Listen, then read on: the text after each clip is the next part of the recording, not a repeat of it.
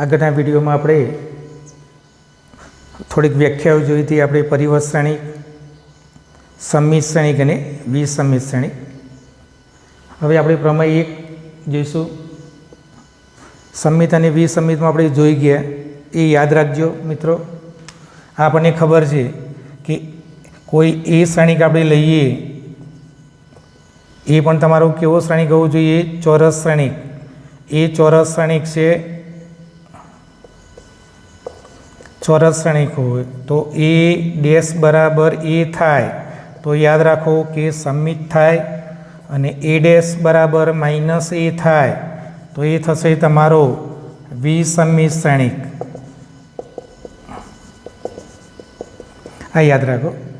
હવે પ્રમેય આપણે એક જોઈએ કે જેના ઘટકો વાસ્તવિક સંખ્યા હોય તેવો કોઈ આપણે ચોરસ શ્રેણિક એ લઈએ તો એ અને એના પરિવર્તનો સરવાળો કરીએ તો મળતો જે શ્રેણિક છે એ પણ સંમિત હોય. એ અને એના પરિવર્તનની બાદબાકી લઈએ તો એ તમને વિસંમિત શ્રેણિક મળશે. જો આની સાબિતી આપણે જોવી હોય તો આ પરિણામ યાદ રાખો કે આપણે સંમિત સાબિત કરવું છે. એટલે આપણે સાબિત શું કરવું પડે કે એ પ્લસ એ ડેશનો ડેશ બરાબર એ પ્લસ એ ડેશ થાય તો એ પ્લસ એ ડેશ સંમિત શ્રેણિક છે. આવું આપણે સાબિત કરવું પડે. એટલે આ સાબિત કરવા માટે આવું આપણે સાબિત કરો. હવે આ સાબિત આપણે કરવું હોય તો એ પ્લસ એ ડેશ બરાબર ડેશ લઈએ. આગળ આપણે પરિવર્તનમાં ગુણધર્મો જોઈ ગયા કે એ પ્લસ બી નો ડેશ હોય, પરિવર્ત હોય તો A dash plus B dash લખી શકાય. બીજું પરિણામ આપણે આ જોઈ ગયા કે પરિવર્તનો પરિવર્ત લઈએ તો એ મળે. આ બે પરિણામનો આપણે ઉપયોગ કરીશું. પહેલાં પરિણામનો ઉપયોગ કરીએ તો અહીં થશે એનો ડેશ વત્તા એ ડેશનો ડેશ થશે. ચલો, એ ડેશનો ડેશ એટલે બીજું પરિણામ અહીં લગાડો તમે તો એ ડેશનો ડેશ એટલે પરિવર્તનો પરિવર્ત બરાબર એ થશે. એટલે અહીં તમારું એ ડેશ પ્લસ એ થશે. અહીં તમે ક્રમનો નિયમ લગાડી દો. ક્રમનો નિયમ આપણે જાણીએ છીએ કે એ પ્લસ બી બરાબર બી પ્લસ એ થાય. આ ક્રમનો નિયમ છે. તો અહીં તમારું એ પ્લસ એ ડેશ આવશે. એટલે એ પ્લસ એ ડેશનો ડેશ બરાબર એ પ્લસ એ ડેશ થાય. તેથી આપણે એ પ્લસ એ ડેશ સંમિત શ્રેણિક છે. કેવો શ્રેણિક છે? સંમિત શ્રેણિક. આપણે આ પરિણામ સાબિત કરી દીધું. એ જ રીતે તમારે વિસંમિત સાબિત કરવું હોય, એ માઇનસ એ ડેશ વિસંમિત છે એવું તમારે સાબિત કરવું હોય તો તમારે સાબિત શું કરવું પડે કે આનો પરિવર્ત લઈએ તો એ માઇનસ એ ડેશનો પરિવર્ત બરાબર તમારે સાબિત કરવું પડે માઇનસ એ ડેશ. આવું તમારે સાબિત કરવું પડે. આપણું આ જોઈ લો પરિણામ. એનો પરિવર્ત લઈએ ને બરાબર માઇનસ એ થાય તો એને કેવો કહેવાશે? વિસંમિત શ્રેણિક. ચલો, અહીં આપણે સાબિતી આપીએ.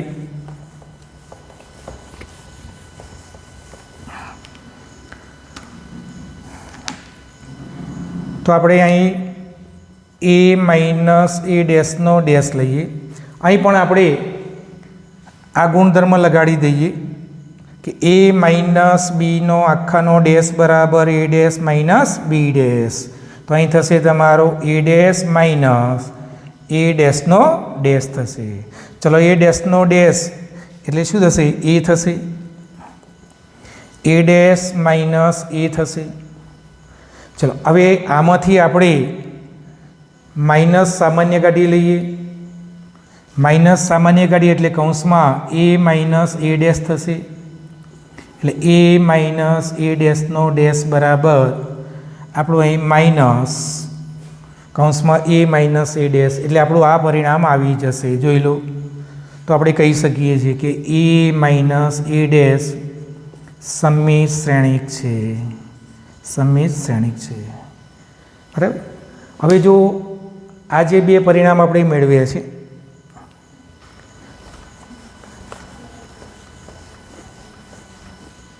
આ બે પરિણામની આગળ હું 1/2 વડે ગુણી દઉં, આ બે પરિણામની આગળ આપણે અહીં 1/2 વડે ગુણી દઈએ તો પણ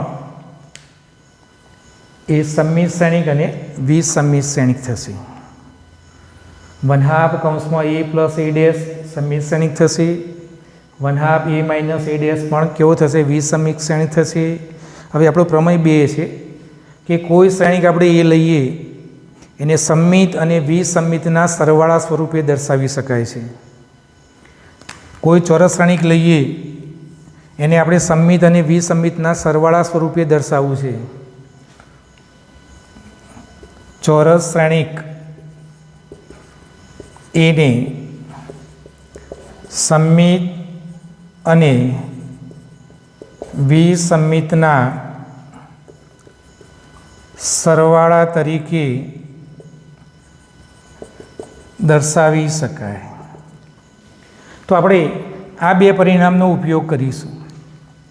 આ બે પરિણામનો આપણે ઉપયોગ કરીએ તો અહીં તમારું 1/2 a plus a dash plus 1/2 a minus a dash બરાબર તમને a મળે.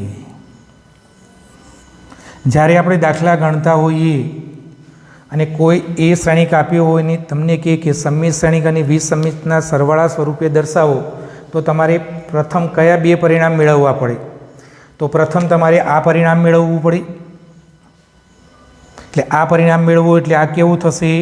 તો આ શ્રેણિક તમારો સંમિત શ્રેણિક થશે અને આ જે શ્રેણિક થશે આ પરિણામ એ તમારો વિસંમિત શ્રેણિક થાય અને બંનેનો સરવાળો કરો તો આપણે જે એ શ્રેણિક લીધો છે એ શ્રેણિક આપણને મળે. તો યાદ રાખજો, આના પર પણ આપણે દાખલા ગણવાના છે. હવે જો આપણે સ્વાધ્યાય જોઈશું 3.3.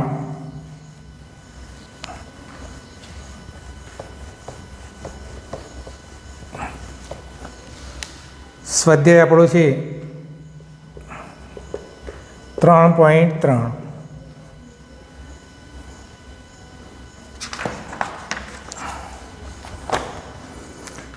એનો એક્ઝામ્પલ નંબર 1 છે. નીચેના પૈકી પ્રત્યેક શ્રેણિકનો પરિવર્ત શ્રેણિક મેળવો. આપણે પરિવર્ત શ્રેણિક મેળવવો. શ્રેણિક આપણને આપેલો છે 1 5 1/2 માઇનસ 1. બીજો શ્રેણિક આપણને આપેલો છે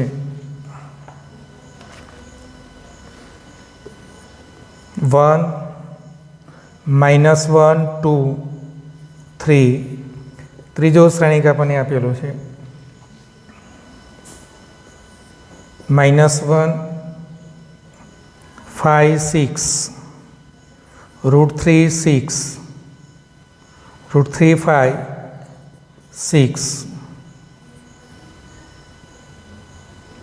2 3 -1.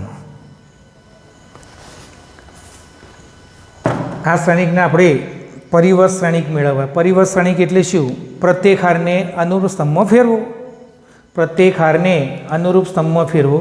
તો આપણે દાખલા નંબર 1 લઈએ. શ્રેણિકને આપણે a કહી દઈએ. તો એ શ્રેણિક તમને આપ્યું છે 5 1/2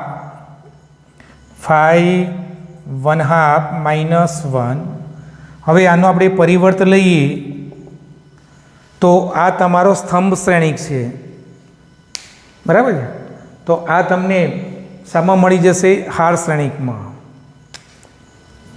આ પહેલી હાર પહેલા સ્તંભમાં, આ બીજી હાર બીજા સ્તંભમાં, ત્રીજી હાર ત્રીજા સ્તંભમાં.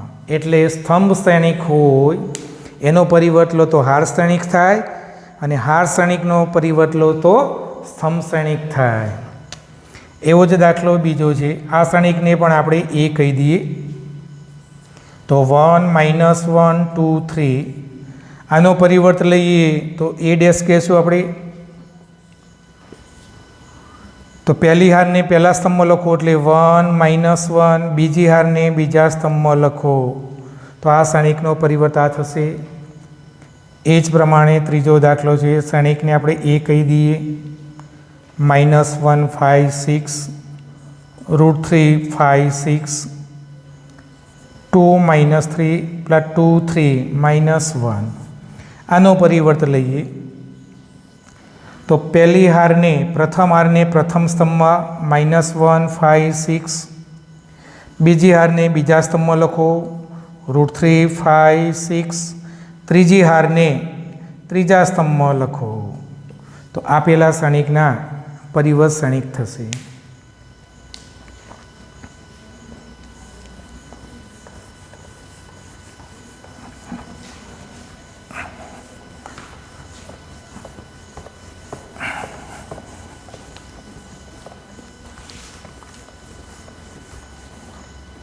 હવે ત્યાર પછીનો દાખલો છે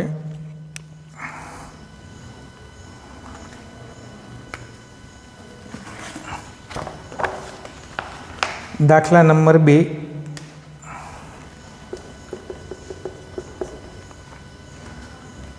જો એ બરાબર શ્રેણિક આપ્યો છે આપણને -1 2 3 5 5 7 9 -2 1 1 અને બી શ્રેણિક આપણને આપેલો છે -4 1 -5 1 2 0 1 3 1 હોય તો પરિણામ 1 ए प्लस बी नो परिवर्त बराबर ए नो परिवर्त वत्ता बी नो परिवर्त अने बीजू परिणाम से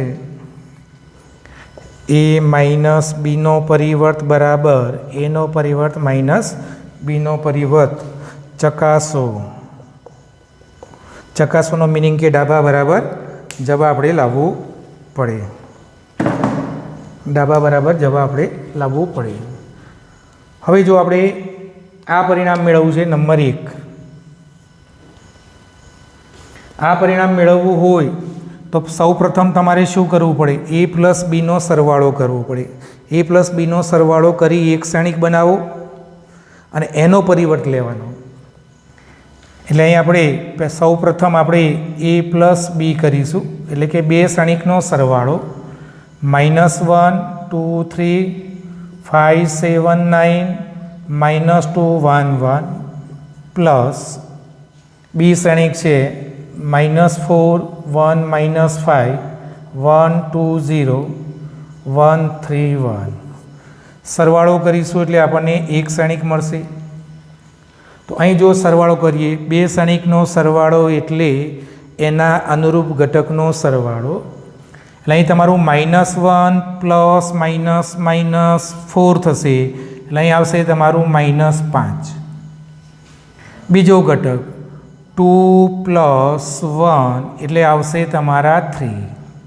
અહીં આવશે તમારું 3 + -5 પ્લસ માઇનસ એટલે આવું થયું 3 - 5 એટલે અહીં આવશે -2।